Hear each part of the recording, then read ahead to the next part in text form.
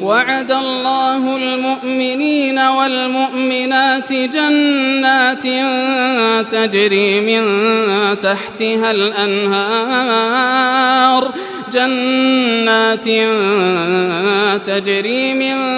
تحتها الأنهار خالدين فيها